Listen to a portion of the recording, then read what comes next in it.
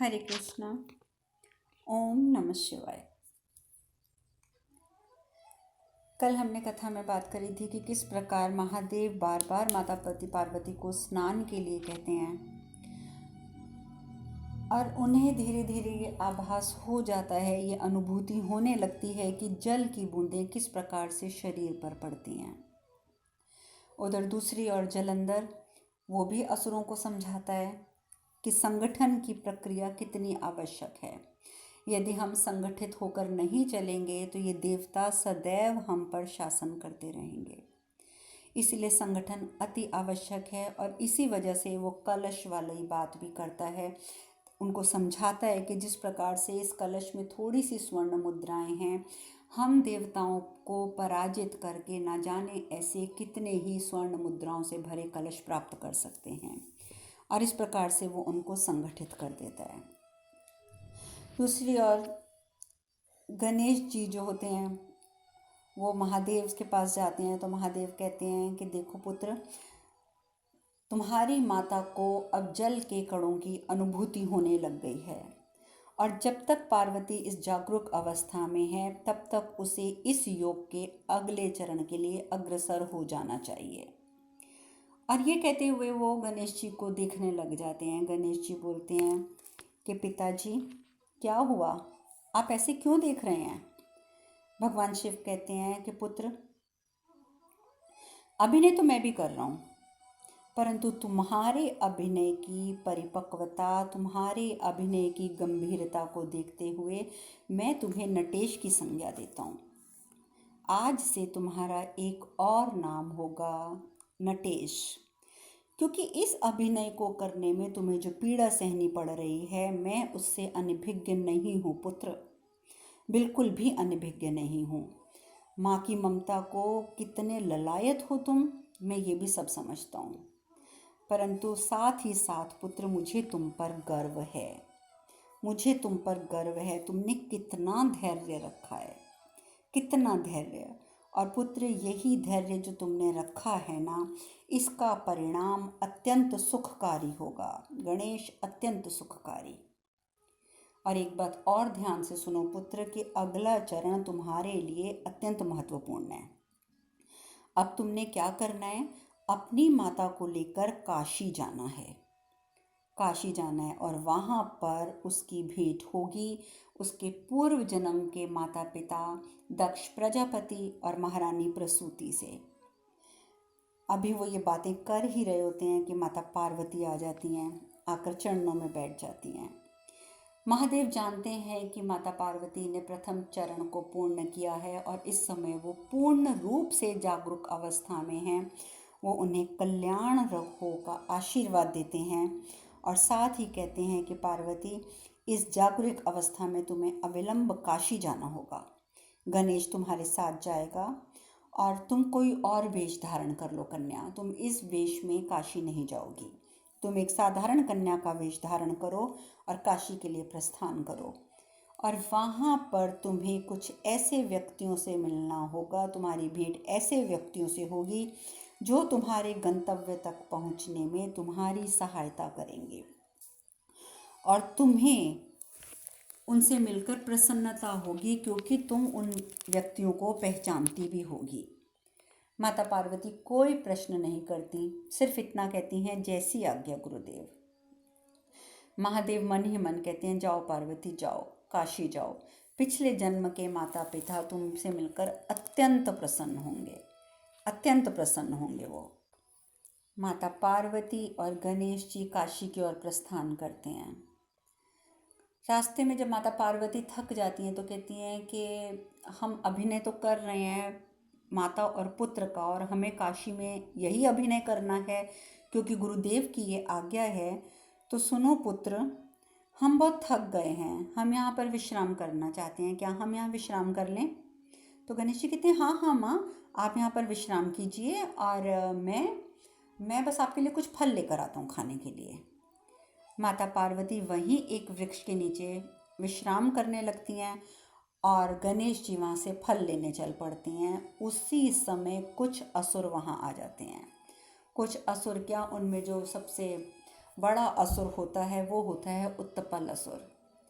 उत्पल जैसे ही माता पार्वती को देखता है तो पहचान जाता है कि अरे, ये साधारण वेश में ये तो महादेव की अर्धांगिनी माता पार्वती हैं, क्योंकि ये सुंदर इतनी है कि इन्हें तो मैं किसी भी वेश में पहचान सकता हूँ।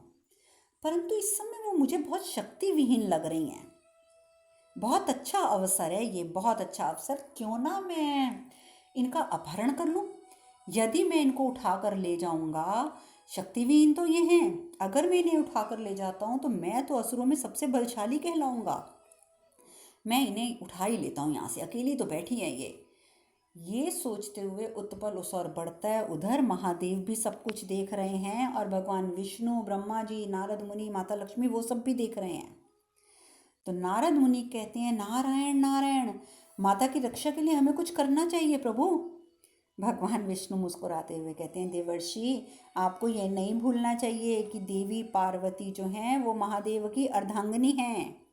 महादेव की अर्धांगिनी, उनकी रक्षा महादेव स्वयं कर लेंगे, हमें चिंतित होने की आवश्यकता नहीं है।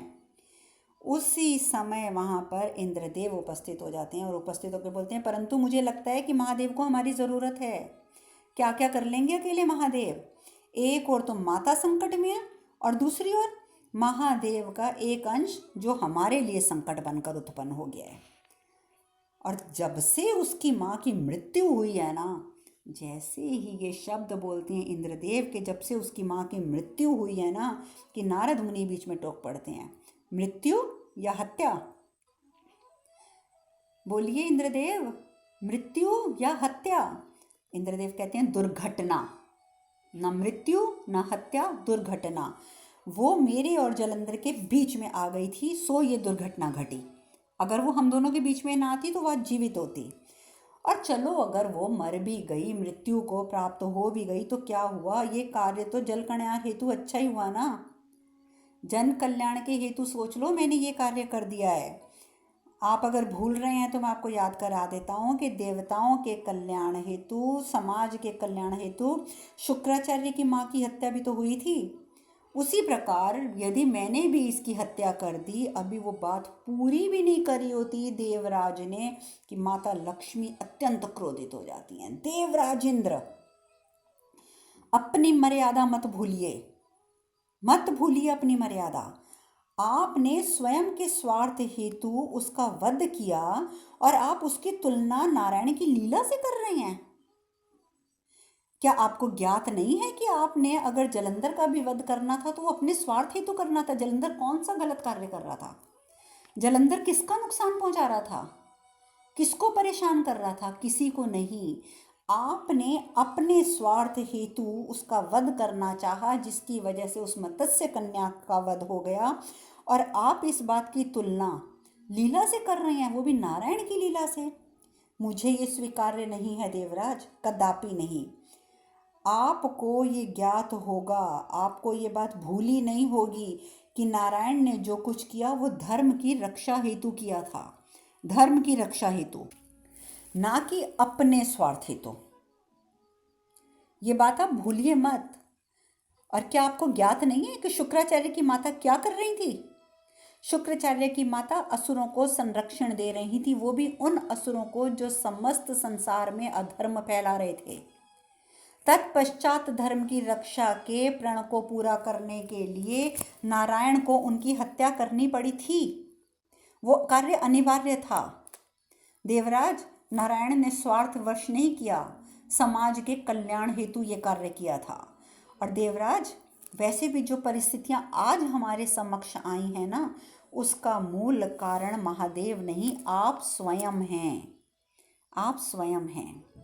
आपका अहंकार है, जिसके कारण आपने त्रिशला का वध किया और उस त्रिशला के वध के कारण आप ब्रह्म हत्या के दोषी बन बैठे। और आपके ही प्राणों की रक्षा के कारण जलंधर की उत्पत्ति हुई। आप सब जानते ही हैं कि महादेव ने तो ऊष्मा का गोला, अग्नि का गोला इंद्रदेव की हत्या हेतु फेंक दिया था इंद्रदेव की ओर, परंतु गुरु बृहस्पति ने आग्रह किया, इंद्रदेव भी चरणों में बैठकर क्षमा याचना करने लग गए, तो महादेव को मजबूर होके उस इन आग के गोले को वापस तो वो शरीर में धारण नहीं कर सकते थे, परंतु उन्होंने समुद्र को धारण करने के लिए दे दिया और वही आग का गोला जो था वो जालंधर बना। तो कारण कौन हुआ? इंद्र ना। ना इंद्र त्रिशला का वध करते, ना ये गोला उत्पन्न होता, ना गोले को शांत करने हेतु जल में फेंकना पड़ता और ना एक बालक की उत्पत्ति होती। और दूसरी बात, देवराज इंद्र, महादेव और देवी पार्वती के दाम्पत्य जीवन में उठी इस समस्या का भी मूल कारण आप ही हैं। आप हैं। कभी विचार किया है आपने इस पर? कभी विचार किया है? यदि उस दिन महादेव की क्रोधाग्नि अपना संपूर्ण उद्देश्य पूर्ण कर लेती तो ये स्थिति उत्पन्न हो ही नहीं सकती थी। यदि वो क्रोधाग्नि आपको भस्म कर देती, महादेव भी शांत हो जाते, उन्हें ज़्यादा देर तक उस अग्नि को वापस अपनी ओर नहीं खींचना पड़ता, तो उनकी झोली में पड़ा हुआ गजरा जो था वो भी जलता ना। आपके कारण ही उस गजरे का विनाश हुआ, क्योंकि वो क्रोधाग्नि को उन्हें वापस खींचना पड़ा और वापस खींचकर जल में भेजना पड़ा, और इसी सारी प्रक्रिया में वो गजरा जल गया। यदि महादेव गजरा लेकर उपयुक्त समय पर माता पार्वती के समक्ष उपस्थित हो जाते तो उन्हें विस्मृति नहीं होती। तो सोचिए देवराज इंद्र, हर चीज का कारण तो आप हैं ना, मूलभूत कारण तो आप हैं हर बात का। देवराज इंद्र, अब एक क्षण का भी विलंब किए बिना आप यहाँ से प्रस्थान कीजिए।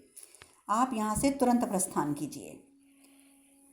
वो तो अपना सा मुंह लेकर अपने आप को अपमानित कराकर वहाँ से चले जाते हैं। उधर ब्रह्मा जी वो जलंधर को लेकर चिंतित हैं। वो कहते हैं, नारायण, जलंधर को अगर विनाश के लिए रोका ना गया और यदि उसने निर्णय ले लिया कि वो विनाश करेगा तो परिणाम तो हम सब जानते हैं। और क्या आपको लगता है कि महादेव को सूचित ना करने का निर्णय ठीक होगा? नारायण कहते हैं, देखो, इस समय महादेव का ध्यान उनके उद्देश्य से हटाना ठीक नहीं होगा। उद्देश्य से उठाना बिल्कुल ठीक नहीं होगा। हम स्वयं ही इसका कोई ना कोई रास्ता अवश्य ढूंढ लेंगे। उधर असुर उत्पल जो है वो माता पार्वती की ओर चल पड़ता है। माता पार्वती घबरा जाती हैं, लेकिन जैसे ही वो माता पार्वती के पास पहुंचने लगता है कि अचानक इतनी ज़ोर से बिजली कड़कती है और उन सब के पास आकर बिजली गिरती है और घबरा कर वो सारे के सारे असुर धरती पर गिर जाते हैं। सामने देखते हैं कि महादेव खड़े हैं। महादेव माता पार्वती की बाजू से पकड़ते हैं, उन्हें अपनी पीठ के पीछे कर लेते हैं। माता पार्वती भी उनकी पीठ के ऊपर हाथ रखकर खड़े हो जाती हैं। और बिल्कुल उसी तरीके से ये सारा कुछ होता है जो सती माता के समय पे हुआ था, जब वृतासुर ने सती माता पर आक्रमण किया था। और महादेव एकदम वहाँ उपस्थित हो गए थे। उन्होंने सती माता को भी बाजू से पकड़कर अपनी पीठ के पीछे कर लिया था और सती माता भी महादेव की पीठ के ऊपर हाथ रखकर उसी प्रकार से खड़ी थी जैसे आज माता पार्वती खड़ी हैं। फर्क था तो सिर्फ इतना कि सती माता को जब महादेव ने बाजू से पकड़कर अपने पीछे किया था, सती माता को तो बिल्कुल भी ज्ञात नहीं था कि वो आदि शक्ति हैं। उन्हें कभी अनुभूति भी नहीं हुई थी। इस कारण वो एक साधारण, बिल्कुल साधारण स्त्री थी और इसीलिए महादेव की सारी उंगलियों के निशान माता सती की बाजू के ऊपर आ गए थे। और जब घर पहुंची थी और जब सबने देखा कि उनकी बाजू के ऊपर ये निशान हैं, तो प्रसूति ने भी बहुत गुस्सा किया था कि सती, कल तुम्हारा विवाह होने को है और ये तुम्हारी बाजू पर निशान जो एक कलंक की निशानी है। और सती माता बहुत उस समय रोई थी और रोते रोते उन्होंने महल के बाहर जाकर एक जलता हुआ लोहा उठा लिया था और उस लोहे से अपनी बाजू दागने की कोशिश करी थी कि ताकि वो अपनी उस बाजू को मिटा दें, उस निशान को मिटा दें, उंगलियों के उन निशानों को मिटा दें जो कि एक कलंक का प्रतीक हैं। एक कुंवारी कन्या के शरीर पर इस प्रकार की उंगलियों के निशान। लेकिन उसी समय महादेव ने वर्षा कर दी थी, तीव्र वर्षा, और वो आग जो थी उसमें लगी हुई लोहे में वो एकदम ठंडी पड़ गई थी और वो अपनी बाजू जला नहीं पाई थी। तो पर ये कथा हम बहुत ही विस्तार में कर चुके हैं पहले, इसलिए आज हम इसको नहीं करेंगे। महादेव ने क्या किया कि उत्पल को पकड़कर, माता पार्वती को तो अपने पीछे खड़ा कर दिया और उत्पल को उठाकर हवा में उछाला। इतना ऊपर उछाला, इतना ऊपर उछाल दिया कि वो आसमान में जाकर अटक गया। उसे समझ ही नहीं आ रहा था कि ये क्या हो रहा है। तो माता, वो तो उछल गया, वहाँ से भाग गया। और गणेश जी वो बहुत प्रसन्न होते हैं कि माता देखो, इन्होंने अपनी वीरता का परिचय दिया है। परंतु माता पार्वती कुछ नहीं कहती हैं। वो तो सिर्फ ये कहती हैं कि आपको किसने कहा था कि आप हमारी रक्षा कीजिए, आपको ये बात किसने कही थी। और वो साथ ही कहती हैं कि गणेश चलो, हमें काशी जाना है, क्योंकि वहाँ जाकर हमें हमारी सत्यता का बोध हो जाएगा। और ये जो हमारी आलोचना करते हैं ना बात बात पर कि हम स्वयं को नहीं जानते, तो हम इन्हें क्या जानेंगे, इनका मुख स्वयं बंद हो जाएगा। और गणेश जी पिताजी से भी क्षमा मांगते हैं, कहते हैं कि पिताजी मुझे क्षमा कर दीजिए कि मैं उपस्थित नहीं था माँ की रक्षा के लिए। परंतु गणेश जी की बात सुनकर शिव जी कहते हैं तुम्हारा कोई दोष नहीं है पुत्र, तुम तो माँ के लिए फल लेने गए थे। मुझे तो बस पार्वती की चिंता है कि अब इसकी स्मृति काशी जाकर वापस आ जाए, अन्यथा वो बहुत उम्मीद से काशी जा रही है। अगर स्मृति वापस ना आई तो तुम्हारी माता को अत्यंत दुख होगा। और इस प्रकार से वो गणेश जी को कहते हैं कि तुम जाओ और अपनी माता का ध्यान रखो, तुम्हारी माता को तुम्हारी आवश्यकता है, आवश्यकता है, आवश्यकता है। उत्पल तो वहाँ से भाग गया, परंतु माता पार्वती जिन्हें अपना ध्यान नहीं है, ज्ञान नहीं है, वो महादेव को देखते ही कहती हैं कि आपको किसने कहा था कि आप आकर हमारी रक्षा कीजिए। तो गणेश जी बोलते हैं माँ, परंतु इन्होंने अपनी वीरता का परिचय दिया है। पर क्या आप इन साधु महाराज को जानती हैं माँ? जैसे ही गणेश जी ये बात कहते हैं, महादेव कहते हैं अरे जो स्वयं को नहीं जानता वो मुझे क्या जानेगा। उधर माता पार्वती कहती हैं पुत्र, हमारा समय व्यर्थ करने के लिए नहीं है। गुरु जी के अनुसार हमें काशी जाना है और काशी पहुंचकर हमें हमारे सत्य का बोध हो जाएगा। और ये जो आलोचना कर रहे हैं ना यहाँ खड़े होके, इनका मुख तो स्वयं ही बंद हो जाएगा। और ये कह के वो वहाँ से प्रस्थान कर लेती हैं। गणेश जी कहते हैं पिताजी मुझे क्षमा कर दीजिए, माँ की रक्षा के लिए मैं वहाँ उपस्थित नहीं था। महादेव कहते हैं तुम्हारा कोई दोष नहीं है पुत्र, तुम तो माँ के लिए फल लेने गए थे। मुझे चिंता तो पार्वती की है कि उसे पूर्ण विश्वास है कि काशी जाकर उसका उद्देश्य पूर्ण हो जाएगा, और यदि ऐसा ना हुआ तो उसे अत्यंत दुख होगा पुत्र, अत्यंत दुख। पर इस समय तुम जाओ गणेश, तुम्हारी माँ को तुम्हारी आवश्यकता है, उनका ध्यान रखना। गणेश जी भी माता पार्वती के पीछे पीछे चले जाते हैं। उधर उत्पल जब अपने भवन में पहुंचता है तो अपने भाई को बताता है कि भाई देखो मेरे साथ महादेव ने ये किया। तो उसका भाई कहते हैं कि हम दोनों अब इस अधूरे कार्य को पूरा करेंगे उत्पल, तुम्हें चिंता करने की ज़रूरत नहीं है। और महादेव से भय तो हमें बिल्कुल है ही नहीं। अगर तुम भूल रहे हो उत्पल, तो मैं तुम्हें याद करा देता हूँ कि हमारी मृत्यु केवल एक स्त्री के हाथों होगी। और इस समय पार्वती जो है वो शक्तिहीन है, शक्तिहीन, वो हमारा वध कर नहीं सकती। महादेव के हाथों हम मर नहीं सकते, इसलिए तुम्हें चिंता की कोई आवश्यकता नहीं है। हम इसका उत्तर उन्हें अवश्य। उधर दूसरी ओर बिना रक्तपात के विजय प्राप्त करके जलंधर शुक्राचार्य के समक्ष पहुंचते हैं। शुक्राचार्य जी कहते हैं हम बहुत प्रसन्न हैं जलंधर, हम बहुत प्रसन्न हैं। तुम्हारी आश्चर्यजनक जीत का समाचार हमें पहले ही मिल गया था, और हम सच कहते हैं पुत्र कि हमें गर्व है तुम पर। जलंधर कहता है कि मैंने अपना वचन पूरा किया है गुरुदेव, मैंने अपना वचन पूरा किया है, बिना रक्तपात के विजय प्राप्त किए। अब आप भी अपना वचन पूरा कीजिए और मुझे बताइए कि मेरी माता का हत्यारा कौन है। क्योंकि जलंधर के मन में तो एक ही प्रश्न लगातार चल रहा है कि उसकी माता की हत्या किसके हाथों हुई। शुक्राचार्य कहते हैं पुत्र तुम क्यों जानना चाहते हो? तुम एक बात बताओ, अगर वो बहुत ही महत्वपूर्ण देवता हुआ तो? जलंधर कहता है तो क्या हुआ, मैं उसे महत्वहीन बना दूंगा। अगर वो महत्वपूर्ण होगा तो मैं उसे महत्वहीन कर दूंगा। तो शुक्राचार्य कहते हैं कि यदि वो तुमसे शक्तिशाली हुआ तो? जलंधर कहता है गुरुदेव जो एक स्त्री की हत्या कर दे वो शक्तिशाली हो ही नहीं सकता, इसलिए मुझे कोई चिंता नहीं है इस बात की। मैं सिर्फ इतना जानना चाहता हूँ वो कौन था गुरुदेव, आप बताइए वो कौन था। तो शुक्राचार्य कहते हैं अब तुम प्रतिशोध लेने लायक हो गए हो, इसीलिए मैं तुम्हें बता रहा हूँ, सुनो। तुम्हारा शत्रु देवताओं का राजा इंद्र है। अब शुक्राचार्य जी ने आखिर बता दिया जलंधर को कि तुम्हारा शत्रु इंद्र है, जो देवताओं का राजा है। क्रोध से जलंधर की आंखें तो लाल हो जाती हैं। उधर ऊपर से सब देख रहे हैं, यानी कि ब्रह्मा जी, विष्णु जी, माता लक्ष्मी, नारद मुनि सब देख रहे हैं। तो नारद मुनि कहती हैं नारायण नारायण, ये तो देवराज के लिए शुभ समाचार नहीं है। लक्ष्मी माता बीच में बोल पड़ती हैं। लक्ष्मी माता कहती हैं कि देवर्षि, अपने दुष्कर्मों का मूल्य तो सभी को चुकाना पड़ता है, सभी को चुकाना पड़ता है। इसलिए जो कुछ हुआ ना वो बहुत ही अच्छा हुआ। अब यहाँ पर जैसे ही इसको पता चला जलंधर को कि मेरा शत्रु कौन है, जलंधर तो सीधे पहुँच गए स्वर्ग।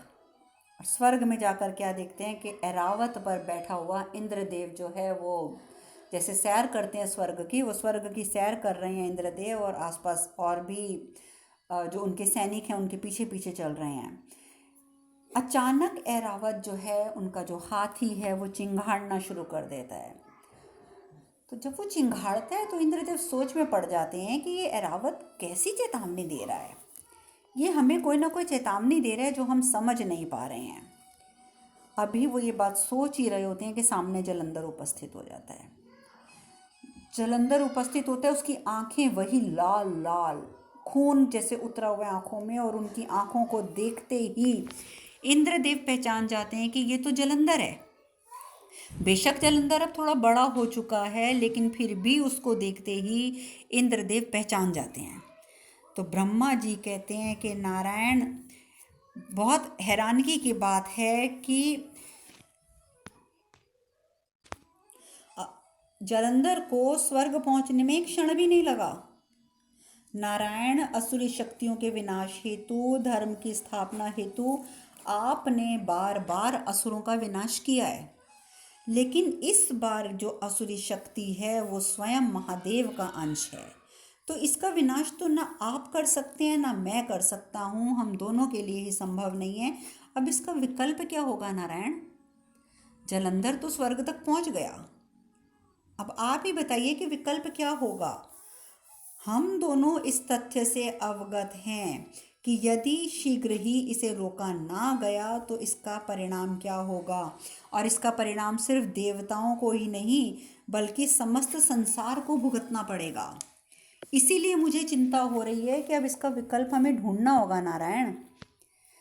नारायण भी इधर सोच में पड़ जाते हैं कि अब इसका विकल्प तो वाकई ढूंढना होगा। उधर इंद्रदेव जब देखते हैं कि सामने जलंधर खड़ा है तो मन ही मन सोचते हैं कि परिस्थिति के अनुसार तो यहाँ से पलायन ही उचित है, हमें तो यहाँ से भाग जाना चाहिए। और उधर जैसे ही ऐरावत की आंखें हैं वो जैसे ही जलंधर की आंखों से मिलती हैं तो वो एकदम शांत हो जाता है, एकदम शांत होकर खड़ा हो जाता है ऐरावत। तो नारद मुनि कहते हैं देखा, ऐरावत की दिव्यता फिर से सिद्ध हो गई, उसने जलंधर के अंदर शिव तत्व को पहचान लिया है। भगवान विष्णु कहते हैं सिर्फ पहचाना ही नहीं है अपितु वो तो श्रद्धा भी व्यक्त कर रहा है, ज़रा ध्यान से देखो। अब ऊपर बैठे भगवान विष्णु, ब्रह्मा जी, नारद मुनि सब ये देख रहे हैं। उधर जलंधर क्या करता है, एक छलांग लगाता है और ऐरावत के मस्तक पर, सीधा ऐरावत के मस्तक पर। इंद्रदेव घबरा जाते हैं, इंद्रदेव घबरा जाते हैं, कहते हैं ये क्या।